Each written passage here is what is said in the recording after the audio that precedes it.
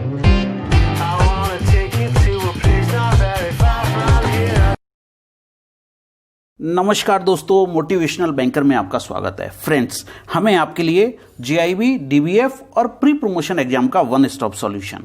Friends, यहाँ हमने YouTube पे जो हम वीडियो डाल रहे हैं, आप देख रहे हैं कि हमारा जो थर्ड पेपर है एलआरएबी यानी legal and regulatory aspect of banking, उसके वीडियो हम रेगुलरली पोस्ट कर रहे हैं।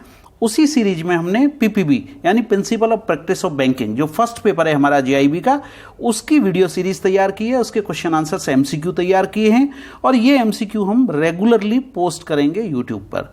उस सीरीज का पहला वीडियो मैं यहाँ पोस्ट कर रहा हूँ। मैं उम्मीद करता हूँ कि ये वीडियो में जो क्वेश्चंस मैं डिस्कस कर रहा हूँ वो आपके आने वाले एग्जाम के लिए काफ़ी यूजफुल रहेंगे। फ्रेंड्स, अगर आप हमारी पूरी वीडियो लाइब्रेरी का फ़ायदा उठाना चाहते हैं तो आप हमारी वेबसाइट पर जा सकते हैं www.motivationalbanker.com। वहाँ हमने कंप्लीट वीडियो लाइब्रेरी दी हुई है, जिसको देखकर, जिसको समझकर आप आसानी से जेआईबी एग्जाम पास कर सकते हैं। एक और आपको मजेदार बात बताता हूँ, हमारे एक सब्सक्राइबर ने हमें रिक्वेस्ट की कि सर आप जो क्वेश्चन आंसर्स डालते हैं उस पर आंसर्स आप शो मत कीजिए, ताकि हमको थोड़ा सोचने का मौका मिलेगा। तो मैंने इस सीरीज में क्या किया है, आंसर्स आपके हटा दिए हैं। आंसर्स हम डिस्कस करेंगे, उसके बाद ही हम आंसर इस पे डालेंगे। तो चलिए पहला क्वेश्चन हम शुरू करते हैं। देखिए, नोटिंग मीन्स, नोटिंग क्या होता है आपको मैं क्लियर कर देता हूं। दो वर्ड होते हैं, नोटिंग एंड प्रोटेस्टिंग। जब कोई भी बिल ऑफ एक्सचेंज रिटर्न हो जाता है, जब कोई भी बिल ऑफ एक्सचेंज रिटर्न हो जाता है, ठीक है ना, डिसऑनर हो जाता है, तो उसका डिसऑनर का प्रूफ चाहिए, क्योंकि जब आपको सूट फाइल करना है तो सूट फाइल में तो प्रूफ लगेगा आपको। तो इसका प्रूफ कैसे जनरेट करेंगे? तो क्या करते हैं, बिल ऑफ एक्सचेंज जब डिसऑनर हो जाएगा आपका, तो नोटरी पब्लिक के पास जाके, कहाँ पे, नोटरी पब्लिक के पास जाके इसकी नोटिंग कराते हैं। नोटरी पब्लिक के पास में जाके इसकी नोटिंग करा देते हैं, ठीक है ना। तो ये तो कहलाता है आपका नोटिंग। इसके बाद जो प्रोटेस्टिंग होता है वो क्या होता है, नोटिंग के साथ में अगर नोटरी पब्लिक पे हमने नोटिंग करा दिया, उसने नोट कर लिया अपने रजिस्टर में, अगर नोट करने के साथ में उसने एक सर्टिफिकेट बना के दिया,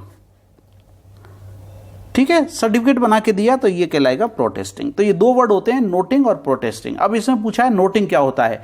noting of an instrument by a liquidator, नहीं, लिक्विडेटर का कोई मतलब नहीं है। Noting on a dishonoured bill और note by the official assignee receiver, ये भी गलत है। The fact of the dishonour recorded by a notary public on a dishonoured bill और and on a plain paper attached to the bill. Answer आएगा आपका सी, और none of the तो गलत है ही, तो आंसर आ गया आपका सी। मैंने आपको बताया कि जब नोटरी पब्लिक डिसऑनर की रिकॉर्डिंग कर देता है, ठीक है ना, तो वो नोटिंग कहलाता है। और अगर उस पे एक लेटर बना के देता है, एक सर्टिफिकेट बना के देता है नोटिंग का, तो वो कहलाता है आपका प्रोटेस्टिंग। तो आंसर आ गया आपका C. Okay, now come to next question. Question number 2 क्या कहता है, देखिए, noting and protesting is not applicable to. कहां एप्लीकेबल नहीं है? अभी मैंने आपको बताया बिल ऑफ एक्सचेंज पे लगता है, प्रोमिसरी नोट पे लगता है, foreign bill, bill of exchange हो गया, चेक्स पे नोटिंग प्रोटेस्टिंग नहीं होता है। तो आंसर कहां क्या आ गया इसका, सी, चेक्स। कहां नहीं लगता है, नॉट एप्लीकेबल, तो चेक की नोटिंग प्रोटेस्टिंग नहीं होती है। Okay, now come to next question. देखिए हमारा थर्ड क्वेश्चन क्या कहता है, Which of the penalties may be imposed on the drawer by the court for dishonor of a check? अब वहां बिल ऑफ एक्सचेंज की बात की हमने, अब हम बात करेंगे डिसऑनर ऑफ चेक की। जहां चेक डिसऑनर होगा वहां पे कोर्ट क्या क्या पेनल्टीज डाल सकता है, ठीक है। अब देखिए, पहले तो आप प्रोसीजर समझिए कि जब कोई भी चेक डिसऑनर होगा तो जो होल्डर है चेक का, होल्डर ड्रॉअर को नोटिस देगा। ये नोटिस जाएगा 30 डेज का, ठीक है। सबसे पहली बात है कि होल्डर जो है ड्रॉअर को नोटिस देगा, ये नोटिस जाएगा 30 डेज का। अब जो ड्रॉअर है चेक का, उसको 15 डेज का टाइम मिलेगा पेमेंट करने के लिए, ठीक है। अगर इस पीरियड में भी उसने पेमेंट नहीं किया, ठीक है, तो जो होल्डर है वो क्या करेगा, इसके अगेंस्ट में सूट फाइल करेगा। अब सूट फाइल के लिए भी यहां इसको 30 दिन का टाइम मिलेगा। होल्डर जो है उसको 30 डेज का टाइम मिलेगा। कहां से, कॉज ऑफ एक्शन से। अब कोर्ट जब ये सूट फाइल हो जाएगा तो फिर इसमें पेनल्टी लगाएगा। ये लास्ट स्टेप है, इससे पेनल्टी लगाएगा। यहां पूछा है कि अगर इनसफिशिएंट फंड के लिए ये चेक रिटर्न होता है, डिसऑनर होता है, तो कोर्ट क्या पेनल्टी लगा सकता है? What penalty may be imposed? He can be asked to pay the money due under the cheque. हाँ बोलेगा ही उसको, निश्चित बात है। He can be asked to pay twice the amount of the money due under the cheque, बिल्कुल ठीक है, ये भी ठीक है, ये भी ठीक है। उससे पैसा देने के लिए बोलेगा, कितना पैसा, ट्वाइस देने के लिए बोलेगा। देखिए आंसर सारे सही हो सकते हैं, पर मोस्ट अप्रोप्रिएट आंसर कौन सा है, सफिशिएंट इंफॉर्मेशन कौन सा दे रहा है, हमको ये देखना पड़ेगा। The drawer may be impose up to 1 year, यानी 1 साल तक की जेल हो सकती है, नहीं ये गलत है, 2 साल तक की जेल का प्रोविजन है। The drawer may be impose up to 2 years, बिल्कुल ठीक है। And or asked to pay the twice of the amount, ये भी ठीक है, डबल अमाउंट के लिए या 2 साल की जेल ऑफ द चेक, और बोथ दोनों भी कर सकता है। यानी कि माना 1 लाख रुपए का चेक रिटर्न हुआ है तो पेनल्टी कितनी हो गई उसकी, 2 लाख रुपए प्लस 2 साल का जेल, ये दोनों भी हो सकते हैं या एक भी हो सकता है। तो आंसर, और लास्ट देखिए the drawer is liable for nominal penalty, नहीं नॉमिनल पेनल्टी नहीं लगेगी, आंसर आएगा most appropriate answer is D. Okay, तो आपका आंसर हो गया डी, यानी कि जब चेक रिटर्न होगा और 138 में केस लगेगा तो कोर्ट जो ड्रॉअर है उसको double of the cheque amount and or दोनों हो सकते हैं, 2 साल की जेल की प्रोविजन इसमें है, ऐसा कोर्ट कर सकता है। ठीक है, अब अगले क्वेश्चन पे चलते हैं। क्वेश्चन नंबर 4 क्या कहता है, the maximum period of imprisonment under section 138। देखिए ये जो प्रोसीडिंग होती है वो सेक्शन 138 ऑफ एनआई एक्ट में होती है, section 138 of negotiable instrument act, ठीक है ना। तो इसमें मैक्सिमम पीरियड ऑफ इम्प्रिजनमेंट कितना है, 2 ईयर्स, अभी हमने डिस्कस किया है, 2 ईयर्स का मैक्सिमम इम्प्रिजनमेंट है। और इसके अलावा डबल ऑफ द अमाउंट उस पर पेनल्टी हो सकती है, या दोनों हो सकते हैं, बोथ भी हो सकते हैं। ठीक है, तो आंसर आ गया आपका 2 ईयर्स। अब आते हैं हम अगले क्वेश्चन पे। क्वेश्चन नंबर 5 हमारा देखिए क्या कहता है, collecting bank is holder of a cheque, collecting bank is holder of a cheque for value, है ना। होल्डर फॉर वैल्यू का मतलब क्या हो गया, इसका मतलब ये हो गया कि बैंक ने चेक को परचेज कर लिया, ठीक है। And the same has been dishonoured, cheque को परचेज कर लिया और चेक डिसऑनर हो गया। Which of the following option will you choose to protect bank interest. अब देखिए बैंक को क्या राइट है, आप ये देखिए मैं आपको बता देना चाहता हूं, क्या बैंक को रिकवरी का राइट मिलेगा जब चेक जो है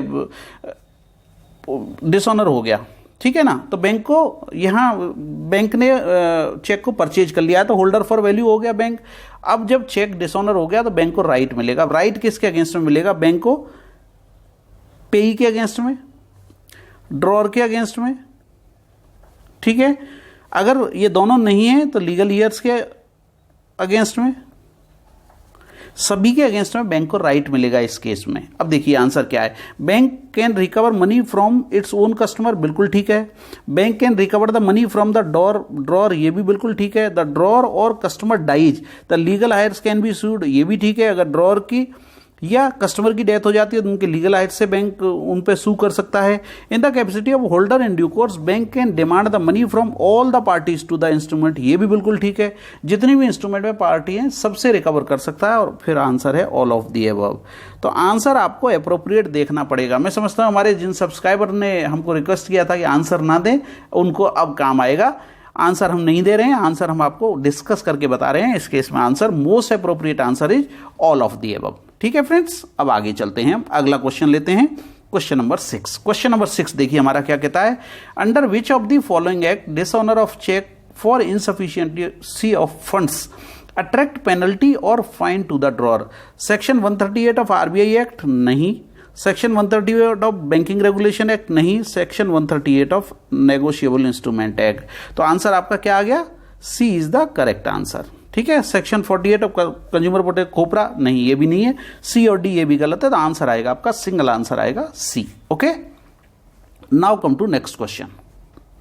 नेक्स्ट क्वेश्चन से पहले दोस्तों मैं आपको बता देना चाहता हूं, हमारी वीडियो लाइब्रेरी, हमारी वेबसाइट www.motivationalbanker.com ये हमारी वेबसाइट है जिसपे हमारी कंप्लीट वीडियो लाइब्रेरी आपको मिलेगी। वीडियो लाइब्रेरी बहुत ही नॉमिनल कॉस्ट में आपको उपलब्ध है। आप देख रहे हैं प्राइस, ये तीनों वीडियो लाइब्रेरी की प्राइस है। पहली वीडियो लाइब्रेरी पीपीबी में 18 घंटे से ज़्यादा के वीडियो हैं, दूसरी वीडियो लाइब्रेरी में 16 आवर्स से ज़्यादा के वीडियो हैं, थर्ड वीडियो लाइब्रेरी में 12 घंटे से ज़्यादा के वीडियो हैं। हर एक चैप्टर को हमने कवर किया है, मैकमिलन बुक के हिसाब से कवर किया है। इसके अलावा आपको पहली बात तो यह है कि सारी वीडियो लाइब्रेरी देख के क्लैरिटी हो जाएगी, आप आसानी से अपना पेपर पास कर पाएंगे, ठीक है, अच्छे मार्क्स से। इसके अलावा हमने 500 क्वेश्चन आंसर्स का मॉक टेस्ट दिया हुआ है। मॉक टेस्ट जब दिया हुआ है तो आप अपनी तैयारी चेक कर सकते हैं, आपको नोट्स बनाने की जरूरत नहीं है। सिर्फ हम एक ऐसी वेबसाइट है जो PDF प्रोवाइड करती है फ्री ऑफ कॉस्ट।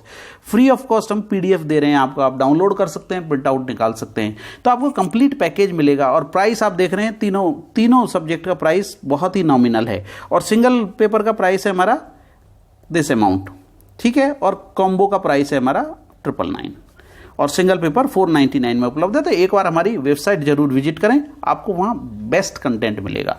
चलिए अब आगे चलते हैं, अगला क्वेश्चन हम डिस्कस करते हैं।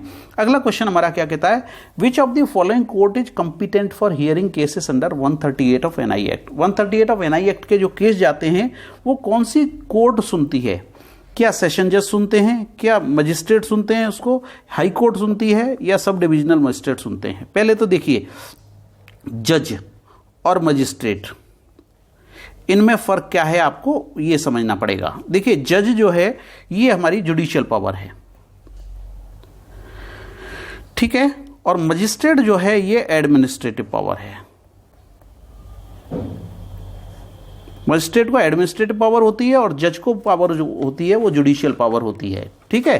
तो आप देखते हैं जैसे मजिस्ट्रेट जो है, डिस्ट्रिक्ट कलेक्टर आपका जो होता है, डिस्ट्रिक्ट कलेक्टर हम उसको डिस्ट्रिक्ट मजिस्ट्रेट भी कहते हैं, डिस्ट्रिक्ट जज नहीं कहते, उसको हम डिस्ट्रिक्ट मजिस्ट्रेट भी कहते हैं। तो मजिस्ट्रेट एडमिनिस्ट्रेटिव पावर है। तो यहाँ जो 138 में पावर्स दी हुई हैं वो मेट्रोपॉलिटन मजिस्ट्रेट को दी हुई हैं, या फर्स्ट क्लास जुडिशियल मजिस्ट्रेट, ठीक है ना, इसको पावर दी हुई है सेक्शन 138 के केसेस सुनने के लिए। तो आंसर आएगा आपका, सिंगल आंसर आएगा बी, मेट्रोपॉलिटन मजिस्ट्रेट और फर्स्ट क्लास जुडिशियल मजिस्ट्रेट। ये मजिस्ट्रेट को पावर होती है, जज को नहीं, ठीक है।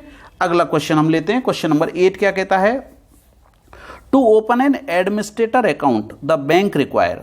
एडमिनिस्ट्रेटर का अकाउंट ओपन करने के लिए बैंक को क्या चाहिए? प्रोविट चाहिए, सक्सेशन सर्टिफिकेट चाहिए, लेटर ऑफ एडमिनिस्ट्रेशन चाहिए, या एक्सेप्टेंस लेटर बाय एडमिनिस्ट्रेटर चाहिए? पहले इन टर्म्स को समझते हैं। देखिए, जहां डेथ का केस होता है वहां दो सीन बनेंगे। एक तो जो डिसीज्ड है उसने अपनी विल छोड़ दी, ठीक है ना, और दूसरा केस क्या होगा जहां पे कोई विल नहीं है उसकी। दो ही केस बनेंगे। अगर विल छोड़ दी उसने तो आपको यानी जो भी उसका सक्सेसर है उसको प्रूव करना पड़ेगा कि ये विल उसकी लास्ट विल है और ये ऑथेंटिकेटेड विल है। तो उसके लिए उसको कोर्ट जाना होगा और कोर्ट जाके उसको प्रोबेट लाना होगा। प्रोबेट मतलब ये कोर्ट ऑर्डर है जिसमें कोर्ट ये प्रूव करता है कि जो विल कोर्ट को सबमिट की गई, कोर्ट का एक प्रोसीजर चलता है जिसमें कोर्ट ये प्रूव करता है, उनको टाइम देता है, नोटिस वगैरह देता है, और ये प्रूव करता है कोर्ट कि ये विल जो है लास्ट विल है, इसके बाद में कोई विल एग्जीक्यूट नहीं की गई है और जो विल है वो जेन्युइन विल है। जब कोर्ट एक बार प्रोविट दे देगा यानी कोर्ट ऑर्डर दे देगा, उसके बाद वो फाइनल हो जाएगा, ठीक है। पहला तो केस ये हो गया। अब दूसरा केस है विल में ही। विल में ही एक लेटर ऑफ एडमिनिस्ट्रेशन बनता है। लेटर ऑफ एडमिनिस्ट्रेशन में क्या होता है कि समझो बिना विल के किसी की डेथ हो गई। देखिए, विल के केस में तो आपको हो गया प्रोविट, ठीक है। अब दूसरा है आपका सक्सेशन सर्टिफिकेट। पहले सक्सेशन सर्टिफिकेट की बात कर लें। जब विल नहीं है तो उसकी एसेट लायबिलिटी जो भी है उसके लीगल हियर्स को मिलेंगी। तो यहां कोर्ट को सक्सेशन सर्टिफिकेट देना पड़ेगा कि इसका सक्सेसर कौन है। देखिए, विल जहां है वहां पे विल को प्रूव करना पड़ेगा कि लास्ट विल है और जेन्युइन विल है। उसके लिए कोर्ट जो लेटर इश्यू करेगा वो कहलाएगा प्रोबेट, ठीक है। जहां विल नहीं है वहां पे जो लेटर इश्यू करेगा कोर्ट वो होगा सक्सेशन सर्टिफिकेट कि इसका सक्सेसर कौन होगा, ठीक है। और तीसरा है आपका लेटर ऑफ एडमिनिस्ट्रेशन। माना बिना विल के किसी की डेथ हो गई और उसकी एसेट लायबिलिटीज के लिए कोर्ट किसी पर्टिकुलर व्यक्ति को अपॉइंट करता है। देखिए, सक्सेशन सर्टिफिकेट तो लीगल ईयर्स को मिलेगा। अब माना कोई लीगल ईयर ही नहीं है उसका, तो किसी ना किसी को एडमिनिस्ट्रेटर अपॉइंट करना पड़ेगा। उसके लिए कोर्ट लेटर ऑफ एडमिनिस्ट्रेशन देता है। तो to open an administrator account the bank require. Bank को अब क्या चाहिए? क्लियर हो गई आपको बात। विल क्या है यानी प्रोविट क्या है, सक्सेशन सर्टिफिकेट क्या है और लेटर ऑफ एडमिनिस्ट्रेशन क्या है। प्रोविट वहां है जहां बंदे ने जिसकी डेथ हुई उसने विल छोड़ दिया। विल को प्रूव करना है कोर्ट को कि लास्ट विल है और जेन्युइन विल है, तो प्रोविट। अब यहां तो प्रोविट का मैटर ही नहीं है। सक्सेशन सर्टिफिकेट उस केस में जब विल नहीं है और उसके लीगल ईयर्स हैं तो सक्सेशन सर्टिफिकेट मिलेगा। जहां विल भी नहीं है, लीगल ईयर्स भी नहीं है, वहां कोर्ट किसी को एडमिनिस्ट्रेटर अपॉइंट करेगा। तो एडमिनिस्ट्रेटर अपॉइंट करने के लिए कोर्ट लेटर ऑफ एडमिनिस्ट्रेशन देगा। तो आंसर आएगा इस केस में सी, लेटर ऑफ एडमिनिस्ट्रेशन। क्लियर है बात? ओके, अब मैं आगे चलता हूं। आगे देखिए अगला क्वेश्चन हमारा क्या कहता है, person who are not allotted PAN are to make declaration. देखिए जिसके पास पेन नंबर नहीं है उसको या तो फॉर्म 60 देना है या फॉर्म 61 देना है। फॉर्म 60 कौन देगा? जिसकी नॉर्मल इनकम है, नॉर्मल इनकम है वो देगा आपको फॉर्म 60, और जिसकी ओनली एग्रीकल्चर इनकम है, ओनली एग्रीकल्चर, अगर दोनों इनकम है तो फॉर्म 60 देगा, और अगर सिर्फ एग्रीकल्चर इनकम है तो फॉर्म 61 देगा। ठीक है, और 61A और 61B क्या होता है, ये आपके काम का नहीं है, बैंकों में नहीं चलता है। 61A होता है statement of financial transaction, SFT जिसको बोलते हैं, और 61B होता है स्टेटमेंट ऑफ रिपोर्टिंग अकाउंट्स, यानी SRA बोलते हैं इसको। तो इससे आपका कंसर्न नहीं है, ये तो दोनों गलत हैं। अब यहाँ पे person who are not allotted PAN are to make declaration, यहाँ एग्रीकल्चर कुछ नहीं लिखा है तो हम आंसर इसका टिक करेंगे फॉर्म नंबर 60।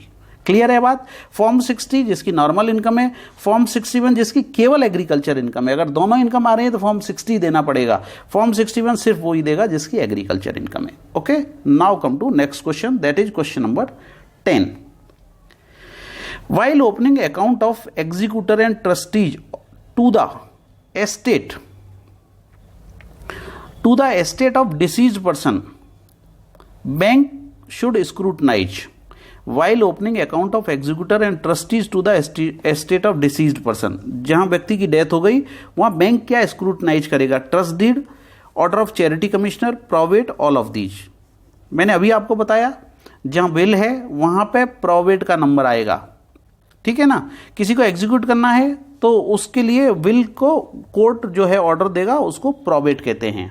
जहां विल है कोर्ट उसको ऑथेंटिकेट करेगा कि वैलिड है या नहीं, यानी विल को प्रूव करेगा, ठीक है, कि सही व्यक्ति को उसका इनहेरिटेंस मिलना चाहिए। तो इस केस में आंसर आएगा आपका प्रोवेट। ओके, क्लियर है? Now come to next question, that is question number 11। अब देखिए, a term deposit for ₹10,000 is in the name of A and B. A और बी के नाम से एक 10,000 रुपए की डिपॉजिट है। A want to delete the name of B and include C. B का नाम हटाना है और सी का नाम इसकी जगह डालना है। तो ऐसा कर सकते हैं अगर बोथ कंसेंट करेंगे तो, दोनों की अगर कंसेंट है उसमें तो ऐसा हम कर सकते हैं। Possible with mandate of both, not possible गलत है, ओपन ए न्यू अकाउंट गलत है, नन ऑफ दीज भी गलत है। ये संभव है अगर दोनों अपनी कंसेंट दे देंगे बैंक को, तो बैंक एक का नाम चेंज कर, दोनों का नाम चेंज नहीं करेगा। कभी भी ध्यान रखें, जो ओरिजिनल डिपॉजिटर हैं उनका दोनों का नाम कभी भी चेंज नहीं किया जा सकता। ठीक है, ऐसा रेस्ट्रिक्टेड है। Possible with mandate of both, answer आ गया possible with mandate of both. अब आते हैं अगले क्वेश्चन पे। A term deposit receipt was originally issued in the name of A and B. A plus B के नाम से इशू की गई। A name was deleted and C name was added. A हटा दिया और सी का नाम हो गया, अब हो गई सी प्लस बी। ठीक है, now B has requested to delete his name. अब बी भी कह रहा है कि उसका नाम भी हटा दो और डी का नाम इंक्लूड। मैंने अभी आपको बताया पिछले क्वेश्चन में, ओरिजिनल जो डिपॉजिटर है दोनों का नाम नहीं हटाया जा सकता। तो आंसर आएगा accept the request and act accordingly, गलत है, रिक्वेस्ट एक्सेप्ट नहीं करेंगे। नॉट एक्सेप्ट द रिक्वेस्ट है, change of name is permitted only once, ये भी गलत है, आप कितनी भी बार चेंज करा सकते हैं, वो कोई इशू नहीं है। Accept provided A also has given consent, नहीं, अब ए का कोई रोल ही नहीं, जब ए का नाम हट गया तो उसका रोल खत्म हो गया। Not accept as name of both original depositor can not be changed. Clear है, दोनों ओरिजिनल डिपॉजिटर का नाम चेंज नहीं किया जा सकता, ये इसका क्लियर आंसर आएगा। ठीक है, अब आते हैं हम अगले क्वेश्चन पे। ये हमारा इस सीरीज का लास्ट क्वेश्चन होना चाहिए। देखिए, after the death of depositor nominee wants loan against fixed deposit. एक एफडीआर है, एक एफडीआर है जिसके अगेंस्ट में जो डिपॉजिटर है उसकी डेथ हो गई, अब ये पैसा मिलना है नॉमिनी को। अब नॉमिनी कहता है इसी एफडीआर पे मुझे लोन दे दो, नहीं दे सकते। ये एफडीआर को क्लोज करके नॉमिनी के नाम से अगर एफडीआर बनती है, नई न्यू एफडीआर बनती है, तो यहाँ ये लोन ले सकता है। डिपॉजिटर की डेथ के बाद उसी एफडीआर पे नॉमिनी को लोन नहीं मिलेगा, उसको राइट नहीं है, पैसा उसको मिल जाएगा, लोन नहीं मिलेगा। No such loan can be granted, answer तो यही सही है। आगे देखते हैं, लोन में भी ग्रांटेड गलत है। Loan can be granted if he produces succession certificate नहीं, loan can be granted if he gives the probate नहीं, बी सी डी सारे ही गलत हैं, आंसर आएगा single answer A, no such loan can be granted. तो कोई भी लोन उसको नहीं दिया जा सकता। ठीक है फ्रेंड्स, दोस्तों मैं आपको फिर से बता देना चाहता हूं, हमारी ऐसी क्वेश्चन आंसर्स की वीडियो लाइब्रेरी, हमारी सब्जेक्ट की वीडियो लाइब्रेरी हमारी वेबसाइट www.motivationalbanker.com पर उपलब्ध है। आप एक बार जरूर विजिट करें। मैं आपको एश्योर करता हूं, आप अगर हमारी वीडियो लाइब्रेरी से तैयारी करेंगे, वीडियो लाइब्रेरी बहुत ही नॉमिनल कॉस्ट में हम 999 रुपीज़ में तीनों सब्जेक्ट आपको अवेलेबल करा रहे हैं और सिंगल पेपर आपको 499 में उपलब्ध है, जहां पे फ्री PDF मिलेगा। आपको नोट्स बनाने की जरूरत नहीं है, PDF आपको फ्री मिलेगा। इसके अलावा 500 क्वेश्चन का मॉक टेस्ट मिलेगा और चैप्टर वाइज आपको वीडियो लाइब्रेरी मिलेगी जो आपके सारे डाउट्स क्लियर कर देगी। जिस तरह से हम क्वेश्चन आंसर्स में आपके डाउट क्लियर कर रहे हैं, उसी तर्ज पे हमने वीडियो लाइब्रेरी बनाई हुई है जो आपके लिए काफ़ी यूजफुल रहेगी। Thank you very much friends for watching this video. मैं उम्मीद करता हूं कि वीडियो आपके आने वाले एग्जाम में काफ़ी मदद करेगा। Thank you very much friends.